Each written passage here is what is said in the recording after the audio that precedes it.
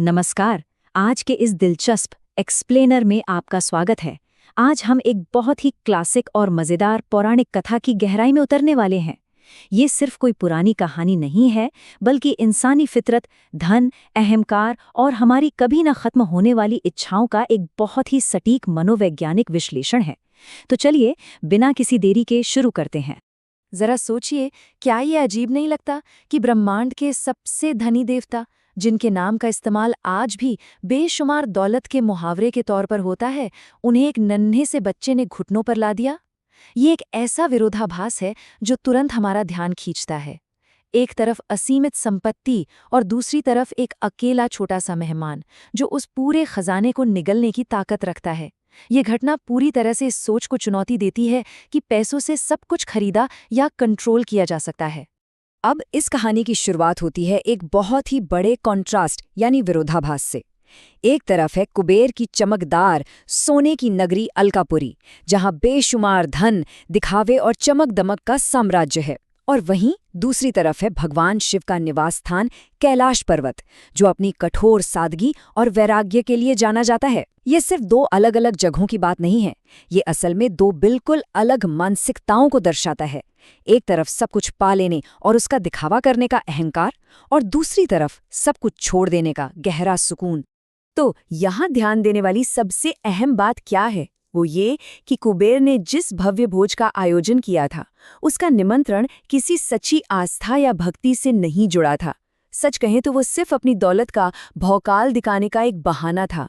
कुबेर तीनों लोकों में अपनी असीमित संपत्ति और अपनी ताकत का दिखावा करने के लिए पूरी तरह बेताब थे। वो बस ये साबित करना चाहते थे कि उनका खजाना कितना विशाल है और कोई भी उनके इस वैभव की बराबरी नहीं कर सकता। लेकिन भगवान शिव ने इस छिपे हुए अहंकार को तुरंत भांप लिया। जाहिर है, एक तपस्वी के लिए दिखावे और भोग विलास का भला क्या मतलब। इसलिए उन्होंने उस निमंत्रण को बड़ी ही शांति से ठुकरा दिया, पर साथ ही उन्होंने ये भी तय किया कि इस दिखावे की भूख को एक ऐसा सबक मिलना ही चाहिए जो इस अहंकार को जड़ से उखाड़ सके। और बस इसी सबक के लिए शिव ने खुद जाने के बजाय अपने छोटे बेटे बाल गणेश को उस भोज में अतिथि बनाकर भेज दिया। अब जब बाल गणेश अलकापुरी पहुंचे तो कुबेर खुशी से फूले नहीं समाये। उन्हें लगा, अरे वाह, ये तो बहुत ही आसान काम है। एक छोटे से बच्चे को कुछ मिठाइयाँ और पकवान खिलाकर इम्प्रेस करना तो उनके बाएं हाथ का खेल है।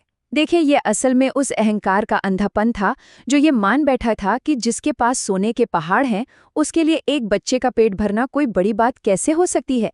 कुबेर को इस बात का बिल्कुल अंदाजा नहीं था कि असल में उनके ही खजाने की एक बहुत बड़ी परीक्षा शुरू होने वाली है। और फिर यहाँ से हालात भयानक रूप से बेकाबू होने लगते हैं, क्योंकि वो कोई नॉर्मल भूख नहीं थी। पके हुए स्वादिष्ट भोजन से बात शुरू हुई और देखते ही देखते कुछ ही मिनटों में कच्चे अनाज और दालों तक पहुंच गई। जब खाने को कुछ नहीं बचा तो सोने के फर्नीचर, मेज और कुर्सियों को भी निगला जाने लगा। कुबेर की तो आंखें ही फटी की फटी रह गईं। अंत में स्थिति इतनी हास्यास्पद और खौफनाक हो गई कि खुद कुबेर की जान पर बनाई। वो नन्हा मेहमान अब अपने मेजबान को ही खाने की धमकी दे रहा था। अब यहाँ रुककर इस बात को समझना बहुत दिलचस्प है कि ये जो अनंत भूख है, ये किसी शारीरिक भूख को नहीं दर्शाती। ये असल में मानवीय लालच या लालसा का एक बहुत ही पावरफुल मेटाफर यानी रूपक है। ये साफ तौर पर दिखाता है कि हमारी इच्छाएं पूरी तरह से अनंत होती हैं, जबकि दुनिया की कितनी भी बड़ी भौतिक संपत्ति क्यों न हो, वो हमेशा सीमित ही रहती है। लालच एक ऐसा विनाशकारी फोर्स है जिसे अगर बेलगाम छोड़ दिया जाए तो वो बाहर की चीजों को खत्म करने के बाद अंत में अपने ही मालिक को निगल जाता है। अपनी उस चमकती दमकती सोने की नगरी को इस तरह तहस नहस होते देखकर कुबेर बुरी तरह कांप उठे।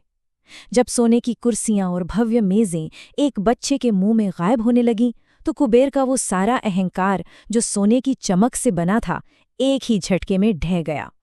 बिल्कुल खौफ में आकर वो देवता जो कुछ समय पहले पूरी दुनिया को अपनी दौलत से नीचा दिखाना चाहता था, अब अपनी जान बचाने के लिए बदहवास होकर उसी कैलाश पर्वत की ओर भाग खड़ा हुआ जहां से ये पूरी कहानी शुरू हुई थी।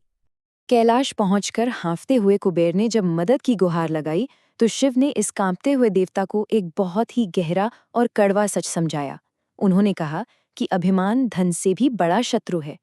इस एक छोटे से वाक्य ने इस पूरी तबाही के असली कारण को सामने लाकर रख दिया, क्योंकि समस्या कुबेर का खजाना नहीं था और ना ही वो बच्चा था। असल में सबसे बड़ा खतरा खुद कुबेर का अपना अभिमान था, जिसने उन्हें इस विनाश के कगार पर ला खड़ा किया था। अब इस भारी संकट को सुलझाने के लिए माता पार्वती आगे आईं, लेकिन उन्होंने कोई चमत्कारिक सोना या बेशकीमती रत्न नहीं दिया। इसके बजाय उन्होंने बहुत ही साधारण भुने हुए चावल यानी लाई की बस एक मुट्ठी दी और इसके साथ एक बहुत ही स्पष्ट निर्देश दिया कि इस चावल को सच्चे प्रेम और पूर्ण विनम्रता के साथ अर्पित किया जाना चाहिए। समाधान की सरलता अपने आप में उस खोखले बाहरी दिखावे पर एक बहुत बड़ा और करारा प्रहार थी। अगर हम इन दोनों चीजों को आमने सामने रखें तो एक बहुत ही चौंकाने वाला अंतर सामने आता है। एक तरफ वो अहंकारी स्वर्ण भोज है जो असीमित संसाधनों और 56 भोग के बावजूद पूरी तरह से फेल हो जाता है, क्योंकि उसकी बुनियाद में सिर्फ अहंकार था। और दूसरी तरफ एक बहुत ही विनम्र, सच्चे दिल से की गई साधारण सी पेशकश है जो तुरंत सफल हो जाती है। एक मुट्ठी चावल ने उस अनंत भूख को हमेशा के लिए शांत कर दिया, जो कुबेर का सारा खजाना मिलकर भी नहीं कर पाया। तो इस पूरे विश्लेषण के बाद हम कुछ बहुत ही गहरे निष्कर्षों पर पहुंचते हैं। पहला तो ये कि सच्ची पूर्णता और शांति कभी भी बाहरी दिखावे या दौलत के प्रदर्शन में नहीं मिलती, बल्कि सादगी और सच्ची भावना में बसती है। पैसों का दिखावा केवल अहंकार का एक रूप है, आस्था का नहीं। ये भी याद रखना चाहिए कि धन की हमेशा एक सीमा होती है, लेकिन इंसान की इच्छाओं का कोई अंत नहीं होता। इसलिए अगर जीवन में वास्तविक ऊंचाई और सुकून पाना है तो विनम्रता ही उसका एकमात्र रास्ता है। कुबेर का ये जो पूरा मनोवैज्ञानिक बदलाव था, उसे हम 3 साफ चरणों में देख सकते हैं। ये सफर शुरू होता है दौलत के एक ऐसे मालिक से जो सिर्फ जमाखोरी और दिखावे में अंधा था। फिर दूसरा चरण आता है जहां वो अपने ही लालच और अहंकार का एक डरा हुआ शिकार बन जाता है, क्योंकि चीजें उसके कंट्रोल से बाहर हो जाती हैं। और अंत में उसका पूरा ट्रांसफॉर्मेशन एक विनम्र रक्षक के रूप में होता है। अब वो दौलत का घमंडी मालिक नहीं, बल्कि एक ऐसा संरक्षक बन जाता है जो अपनी संपत्ति को दूसरों की भलाई के लिए समर्पित कर देता है। इस एक्सप्लेनर के आखिर में आज की अंतहीन संचय वाली इस भागदौड़ भरी जिंदगी को लेकर एक बहुत ही गहरे सवाल पर विचार करना जरूरी हो जाता है। क्या आज के समय में भी हम असीमित इच्छाओं को सीमित धन से पूरा करने का वही व्यर्थ प्रयास नहीं कर रहे हैं? ये एक ऐसा सवाल है जो हमें अपने खुद के भौतिक लक्ष्यों, दिखावे और अहंकार के बारे में फिर से सोचने पर मजबूर कर देता है और हमें ये तलाशने के लिए प्रेरित करता है कि जीवन में सच्ची संतुष्टि आखिर छिपी कहाँ है।